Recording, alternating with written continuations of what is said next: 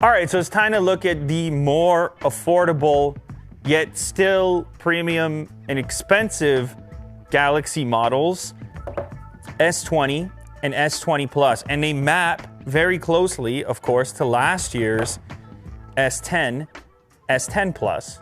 In terms of form factor, the only difference between the Plus model and the non-Plus in the camera department is that you get a TOF sensor on the bigger one.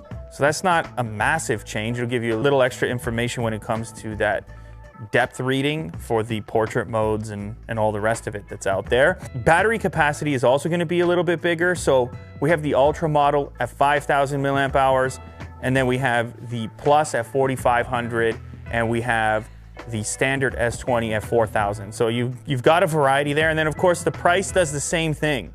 So you start at $1399 for the Ultra model, $1199 for the Plus model, and $999 for the standard S20. How's the color thing gonna work out? S20, Cosmic Gray, Cloud Blue, Cloud Pink, 6.2-inch screen, 4,000 milliamp hour battery. S20 Plus, Cosmic Black, Cosmic Gray, Cloud Blue, and S20 Ultra, Cosmic Black, Cosmic Gray. All right, that is a bit confusing. So I thought that these two would have the similar color options, but if you want a pink phone, you have to get the standard S20. You can't even get the Plus. Very interesting strategy. You know what Samsung's trying to say there, Will. Trying to say if you want a pink phone, you could only have the small one. It's a bit rude, as far as I'm concerned. I might want a pink version of the Ultra phone. Yeah, I actually wouldn't, but nonetheless, I guess this is the Cosmic Blue. It's kind of cool. It's a bit reminiscent of the color on this S10 Plus from the previous year, but it has a little bit more pearl to it, a little bit more reflection to it. It kind of shifts between blue, silver, and pinkish. This one, I mean, check it out. That's a super comfy hold. You end up with something that for single-handed functionality is just, wow, look at that form factor. It's kind of crazy. I should use smaller phones more often because you forget for single-handed functioning just how confident you are in the grip. This thing is slender and small, and I think it will attract some buyers just for that reason. Well, along with the lower entry-level price and still having a pretty high spec, you've still got the top-tier chip in there, the top Snapdragon, you still have plenty of RAM, and you've got a fairly big battery given the size. Plus, there's 5G in there, so yeah, $999. It's still a lot of money for a smartphone, for any smartphone, let alone a flagship, but it's easier to approach than $1,400. I think we could all agree on that. So anyhow, the bigger one, you can see the difference. This is the in-between, and it is exactly that. It's in between. It's not as fat. The biggest difference for me from this one to the Ultra is that the depth of it, the width this way, what would you call that? The height of it, this one's less fat. So smaller battery, less fat, and of course, less of a bump out for the camera module. So when you put it on a table, it's gonna have slightly less wobble than the bigger brother. Granted, like I said in the past, you can kind of get rid of some of the wobble by putting some type of thin case on there with a little bit of a ramp, like this one right here. This will be an example of that. It probably makes sense to talk about the difference between these and the Ultra and how that works out with the camera units. So on the Ultra model, the main camera unit is 108 megapixels with some fancy binning technology going on, where Samsung says you're not going to take that typical hit that you would have by having a crazy megapixel count on a smartphone sensor. These ones, on the other hand, the main camera is a 64 megapixel camera, so it chops that in half, something more typical, something you're more used to. You still have the ultra wide setup and you have some zoom, but not as much as the crazy periscope-like zoom that exists on the Ultra model, and which they call space zoom up to 100x, but a lot of that is fancy tech on the software side towards the end of that zoom range. These ones are 30x, but expect each of these camera units to perform in a similar fashion. They have the same front-facing camera hole punch setup in the center of the device, so there is no more pill-style dual front-facing camera on the Plus model like you had in the previous version. They all share that symmetrical setup. And then the other piece is the fact that this one, both of these, also flattened out a bit from the previous version. So what that means for you is possibly fewer unintended presses. It's not a substantial difference, but it just flattened out ever so slightly. Maybe that gives you a little more confidence in the grip that you're not gonna tap the edge when you don't intend to. All right, let's give the speaker a run on the Plus model here. Why not? All right, so first things first, let's get that resolution up.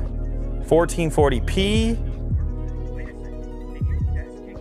There's Willie Do with the clean desk. And as you can see, not too distracting. The hole punch is kind of the way to do it as it stands right now. I said it on the Ultra video. It's the same thing here. It's really not that distracting. Now I'm gonna turn up the volume. So the sound is firing out of 2 locations. I'm gonna give Kirk a listen on the microphone. One day the rest of us will live like Will. It's just, we gotta put it together. You gotta tidy up every so often, and it's very difficult to keep it going. Anyway, Jack, you brought Casper today. So speaker performance, very similar to the Ultra model and the previous models. It's not gonna blow you away, but it's pretty much what you'd expect if you actually do use the speaker. Also should mention, just like the Ultra model, no headphone jack here. So it's gonna be Galaxy Buds or AirPods or some type of adapter if you want to use wired headphones. That's just the nature of the beast. That's just the situation in 2020. It's over. Well, with the headphone jack, we can't even, there's no need to talk about it anymore, right? Camera performance, I expect it to be pretty similar as well. Of course, on the main lens, it is different than the Ultra, which I just tested moments ago. Just to have a comparison here, we'll take a picture of Will on the S20 Plus. And you can go back and compare. That's the main frame, couple ammo. There's our wide, 0.5. And there's your zoom at 3x where it goes by default. Now you can see you still have all the crazy zoom settings up to 30x. You can tap on those independently. You still have the Pro mode from the Ultra version. I mean, you have the best parts of the Ultra model device, with the exception of those hardware specifications. It just can't do everything that the Ultra does, right? There's no substitute for that periscope zoom situation and setup. There's no substitute for the extra battery capacity of 5,000 milliamp hours. There's no substitute for the bigger screen, I should mention. This is a big screen still though. That's 6.7 inches. AMOLED, inbuilt ultrasonic fingerprint scanner. It's got all the best stuff, but 6.7 versus the Ultra, which is 6.9. So that puts this one kind of in between the two. Makes it a really tough choice, an interesting choice. Of course, you save a few bucks over here, as I mentioned earlier. And then you go all the way down to 6.2 inches if you go for the little one. Now, the front-facing selfie camera, unlike the previous version where you had options, this one gives you, well, there's Jack right there. He's trying to put the camera in front of his face. They make it seem like you have a wide option, but it's, I mean, it's barely any, it's a crop, really. So that's the wide, and that's your zoom. It's really not a substantial difference. You probably weren't skeptical of the camera performance on any of these things, and you're gonna have a choice to make now between these, whether you're gonna go for S20, S20 Plus, or S20 Ultra. You know the story for me. Obviously, I would be an Ultra guy just because, well, it's got Ultra in the name. I mean, because it has all the specs on it, and I'm a tech head, and that's kind of how it goes. And I've been carrying big smartphones, so it seems to be no end to how heavy or big of a smartphone you can carry. Plus, I'm sort of attracted to the 5,000 milliamp hour battery. One thing I'm not attracted to, the fingerprints that these glass back smartphones pick up, so I'll put a later case on any of them. Let's go ask Will which one it would be for him. Don't lie, we have all 3 options sitting here. It's the S20, the S20 Plus. Look how pretty those are, Will. S20, S20 Plus, S20 Ultra. Tell the truth. If you had a pocket one every single day for the next year, starting from this point forward, and you couldn't change your smartphone after the fact, which one would you select? Plus, you got to pay with your own money. So it's $9.99, $11.99, $13.99. What you got for it? I think I'm going to go for the S20. Stock. Cheapest, yeah. The little one. And you know why? Because you came from the Pixel. Small form factor. So hold it, Will. Check it out. It's a comfy hold. It's nice. I'm comfortable with it. Yeah, no, and I don't think you're gonna be the only one, to be honest. I think there's going to be, it's very light, it's very comfy to hold. I think there's going to be a lot of people that select that alongside the lower price point. You start to do the math, particularly between that one and the Ultra, talking about another $400. That's not nothing. It's mostly, for me, it's mostly the battery. You heard about my charge problems, people. I mean, if I can go one extra day sometimes without a charge, or like one night where you forget and you could just catch a quick boost, just very aware of the whole battery situation. I'm telling you, I got a problem. So let's go give Kirk the same option real quick. Of course, he heard Will's option, which might very well influence him, but we're gonna get to the bottom of it. For the rest of the year, oh, you're gonna hold them. He's gonna hold them all. Because I like a small phone, but I know I gotta take the Ultra. Just because you're having fun this time around, the cinema. He's gonna mess with the 8K. Yeah, the camera is, and I like the way they designed this camera bump too, like with the little text down there. So I gotta go. Kirk's a camera guy. He just got this new slider. I mean, he's gonna look at the cameras sitting around. Wherever he sits, there's cameras sitting around. I think camera enthusiasts are going to like this thing just because of the message it sends about how serious they are about cameras. This starts to look like a camera with a smartphone on it.